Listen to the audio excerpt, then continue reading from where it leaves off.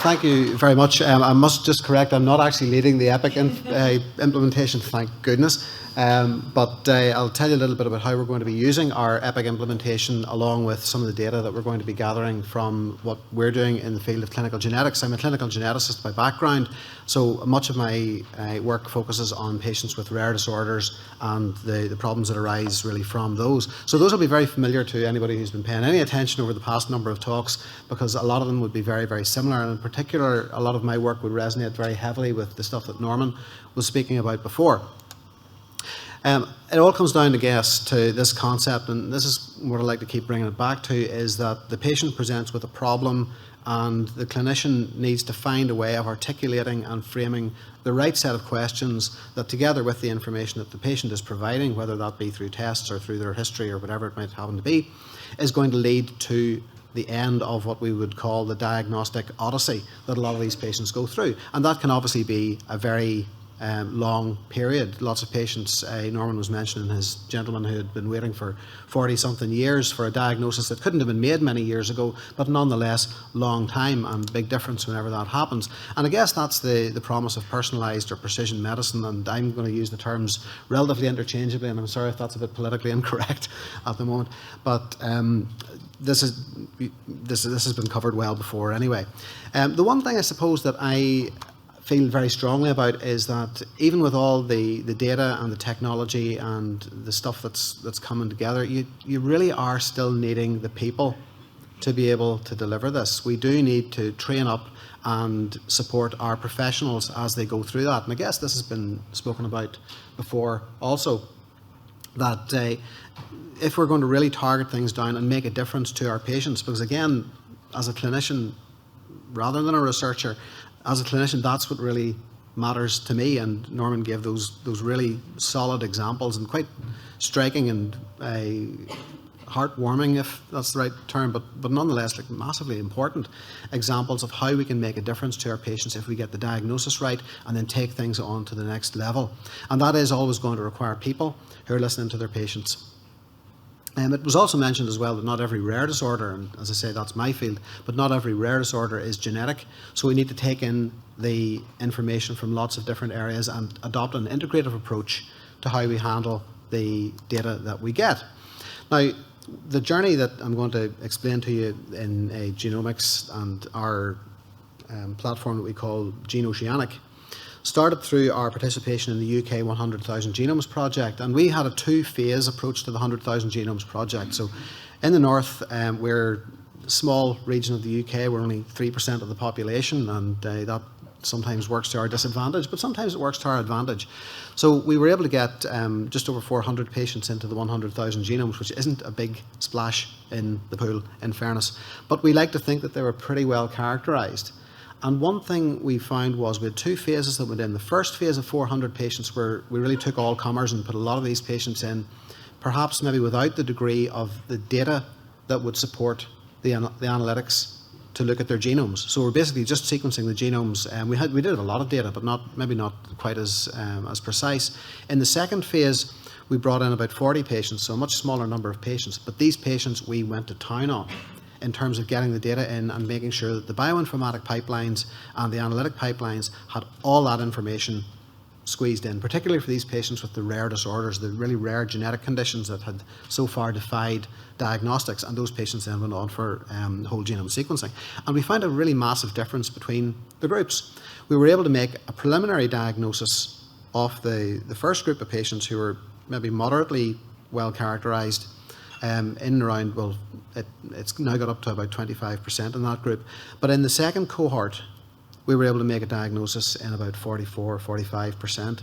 So a big enrichment in diagnoses on the basis of getting the data right. Now this really hit home to us. And one of the other legacies that we got out of the 100,000 genomes was this concept of developing our genomics multidisciplinary teams. And you've heard that talked about, as Norman mentioned, and then as I may have mentioned as well, in relation to neurology, oncology, and various other other groups and specialties that we would have. This actually proved to be beneficial once we've got these set up in many different ways. And one of the biggest advantages of it was it actually got the clinicians talking to the laboratory scientists and the bioinformaticians, and it actually opened up the socialization aspect of these groups of professionals coming together and actually chatting about these things. And so it was a real multidisciplinary, interdisciplinary chat that allowed these things then to happen, and actually it spills then over into corridor conversations, and all this ended up getting us more diagnoses for these patients. The kind of people we have here, so for example, we've got our clinical scientists who are vital to this whole thing, absolutely critical. Our bioinformaticians who would tell us about the pipelines, the clinical geneticist who would be trying to integrate this all together. But here's a thing that we had never really done before. We brought in the referring clinicians who would be seeing these patients initially, really dragged them into our meetings, sometimes physically. And we were able to then both that worked for them because it educated them in what was going on genetically, it educated us in terms of what was happening clinically. And then along with our genetic counsellors and our admin people, we were able to get a really, really good thing going. And the key thing, and the reason why this is down here at the bottom, is we were trying not to throw the baby out with the bathwater. Because if we're doing, for example, in this case, genome sequencing for personalised medicine, well, we all have upwards of 1 million genetic variants in there. And our patient at the start presenting with a problem, that's maybe not going to be the only problem they're going to have in their entire life. And not all those problems are going to be rare. So if we're trying to make a diagnosis, there's not a lot of point in me, for example, in a 2-year-old child, say with Query-Dravet syndrome, the epilepsy that Norman was talking about, there's maybe not a whole lot of point in me diagnosing them right now with a BRCA1 mutation that might predispose to breast cancer. Maybe very, very important for her in the future and for her family right now, but not related to the question that we're asking right now. So we need to be able to tease those apart and answer the right question at the right time. So one of the challenges that we have in the North is that although we were invited to be part of the 100,000 Genomes Project, health is a devolved matter to the 4 countries that are in the UK, and I've mentioned that a bit at the start, that there are things that we have to go alone sort of with this. And one of the problems was that we're not actually commissioned within our health service at the moment for whole genome sequencing as routine, and that's turning into a big thing in England. So it means then that the test directory, so these are the tests that we have available to us in the clinical world, are often not available in the same way as they would have been previously. So the relationships that we had built up with all the laboratories across the UK for a lot of our samples, those relationships became a little bit harder to navigate. Personal relationships, brilliant. As many of you know here, because you'll all interface with your colleagues in the UK as well, really nice people, but it became very difficult to then get those tests and analytics done for our patients. Much as Norman was mentioning with sending off to CGAT to get tests done in Germany, we send quite a lot to another company in Germany, Centogene, who do a lot of our panels for it. But the purpose of why I throw this up on the test directory is that the UK test directory tries to target the analytics to the clinical question being asked. It's a very, very worthy aim. So you're asking a clinical question and you're doing maybe whole genome sequencing, whole exome sequencing, gene panels, individual genes, but you're trying to do that in a way that's trying to answer that question. Now the problem with that is that this is the kind of standard thing that they would get as part of the test directory, which would give you the eligibility criteria. So these are the criteria that your patient needs to meet in order to get the particular test that we're talking about. And the problem, I suppose, that I have is that the eligibility criteria aren't necessarily appropriateness criteria. If you were to treat these eligibility criteria as appropriateness criteria, you might be testing a lot more people than you as a clinician would think that it's going to be potentially useful to do. They get very vague, they get very broad, particularly once you bring in whole genome sequencing. So what do? This is what we do.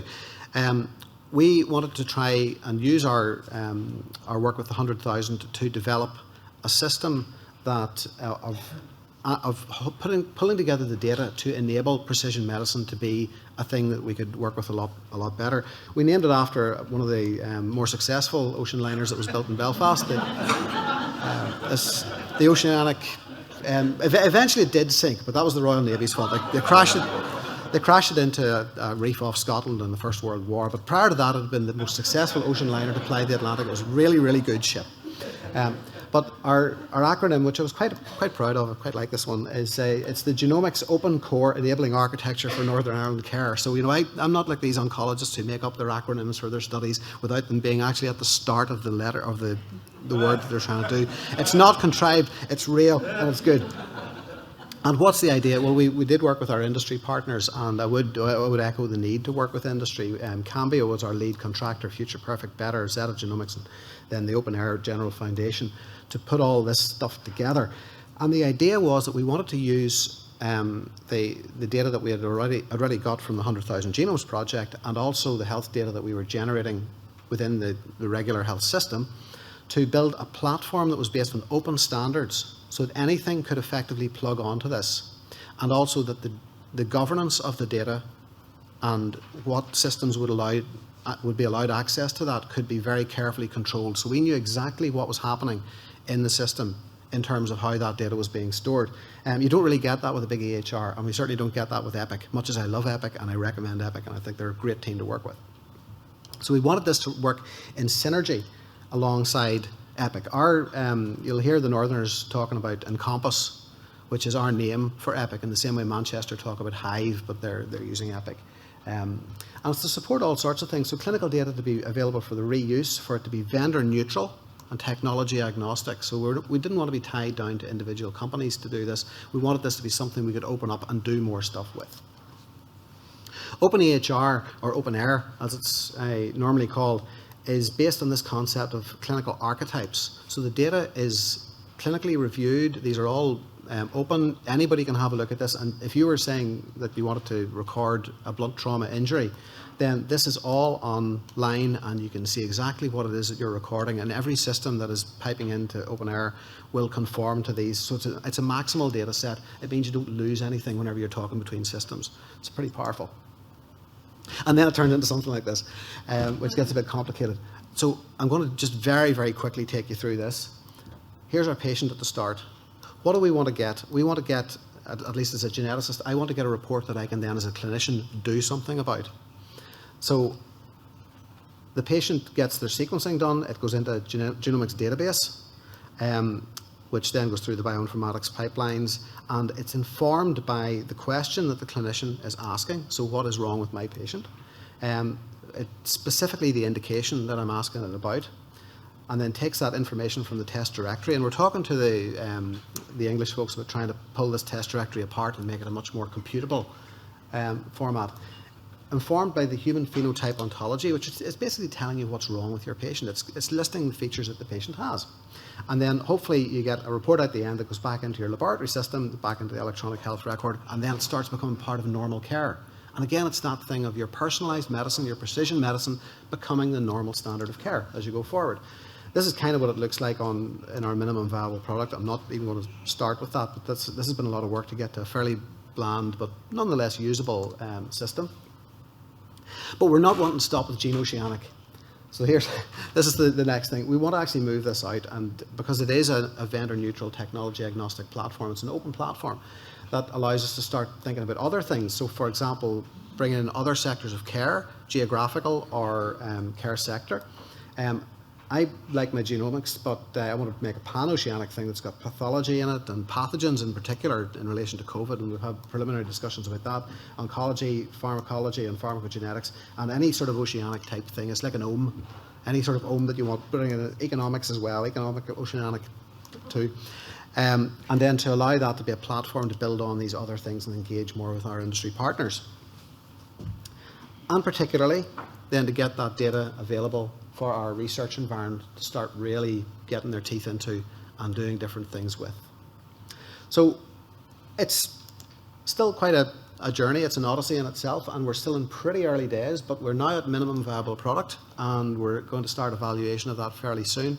And I'm pretty optimistic that it's going to give us something that can actually run alongside our main Epic system and help to shorten this diagnostic odyssey for our patients in the longer term. Thank you.